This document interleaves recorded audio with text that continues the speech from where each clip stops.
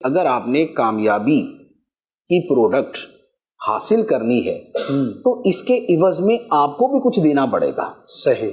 اب وہ کیا دینا پڑے گا؟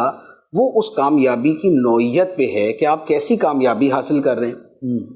آخرت کی کامیابی کے لیے آپ کو کچھ دنیا قربان کرنی پڑے گی. صحیح. ٹھیک ہے. پیسوں کی کامیابی کے لیے آپ کو کچھ وقت قربان کرنا پڑے گا. اچھا، اسی طرح کو عہدہ اور منصب پانے کے لیے آپ کو اس اعتبار سے اپنے آپ کو مشقت میں ڈالنا پڑے گا. تو انسان جسمانی، ذہنی، مالی، معاشرتی، خاندانی اس طرح کی بہت سی قربانیاں دیتا ہے، یہ قیمت ادا کرتا ہے تو اسے اس کے بدلے میں کامیابی ملتی ہے. اسے اگر ہم بہت آسان الفاظ میں سمجھنا چاہیں تو آپ یوں کہہ لیں کہ ایک شخص اپنے خاندان کے مالی حالات اچھے کرنے کے لیے کسی دوسرے ملک چلا جاتا ہے. وہاں جا کے وہ کماتا ہے، محنت کرتا ہے. وہ اپنے پیچھے پہلے اس کا کرائے کا گھر تھا، اب اس کا ایک ذاتی گھر ہو جاتا ہے. پہلے چھوٹا گھر تھا، اب بڑا گھر ہو جاتا ہے. پہلے گھر میں بچوں کی شادی کے مسائل تھے، اب ان کی جو ہے وہ شادی کے اسباب پیدا ہو جاتے ہیں. پہلے گھر میں جو ہے وہ سواری نہیں تھی، اب اس میں کار بھی آ جاتی ہے. پہلے ہلکے علاقے میں گھر تھا، بہت پوش ایریا کے اندر گھر آ جاتا ہے. یہ ساری چیزیں یہ اس کا اصل مقصد تھا جس کے لیے اس نے اپنے آپ کو اپنے وطن چھوڑنے پر مجبور کیا. صحیح. ٹریول کیا. اب یہ ساری کامیابی تو اسے مل گئی. اسے اچھا گھر بھی مل گیا، اچھی سواری بھی مل گئی، اس کے بچوں کو اچھی تعلیم بھی مل گئی، اس کی شادی کا انتظام بھی ہو گیا. یہ جتنے نتائج اور جتنے مقاصد اور جتنے اہداف تھے وہ اسے حاصل ہو گئے. یہ ہے اس کی کامیابی. بے شک. لیکن اس کے بدلے میں اس نے کیا دیا؟ اس کے بدلے میں اس نے ایک قیمت ادا کی ہے.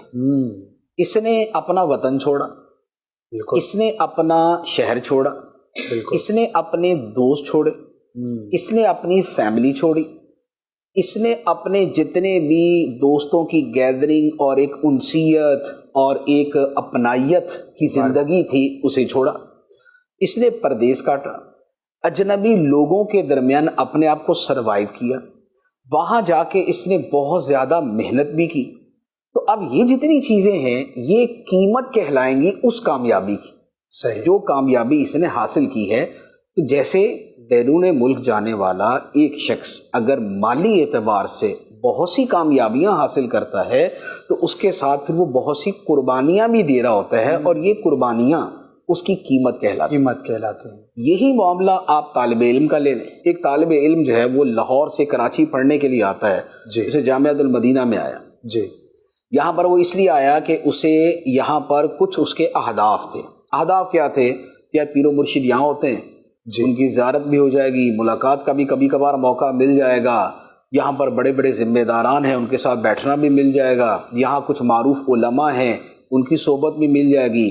یہاں کا ایک انٹرنیشنل انوائرمنٹ ہے تو اس کو دیکھنے کا موقع بھی ملے گا. دنیا بھر سے لوگ آتے ہیں، ان سے ایک لرننگ بھی ہو جائے گی. بڑے بڑے ایونٹ یہاں منعقد ہوتے ہیں، ان میں شرکت ہوگی. بہت سے لوگوں کے پاس بیٹھنے کا موقع ملتا ہے، اسے ویژن بڑا ہوگا.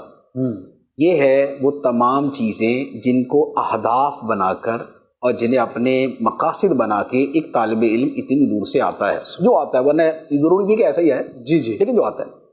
لیکن جو آیا اس آنے والے نے بھی اپنے بہن بھائی چھوڑے، اپنے ماں باپ چھوڑے، اپنا شہر چھوڑا، اپنا وہاں کا جس موسم سے، جس ویدر سے، جس انوائرمنٹ سے وہ مانوس تھا اس نے وہ چھوڑا. بالکل. یہاں ہو سکتا ہے کراچی کا پانی اسے ہضم نہ ہو. بالکل. جیسے بہت سارے لوگوں کو یہاں کا پانی نا وہ سیٹ نہیں بیٹھتا. تو اب یہ کیا ہے، یہ جتنی کچھ چیزیں اس نے چھوڑی ہیں یہ قیمت ہے، اور جتنی پائی ہیں یہ کامیابی ہے.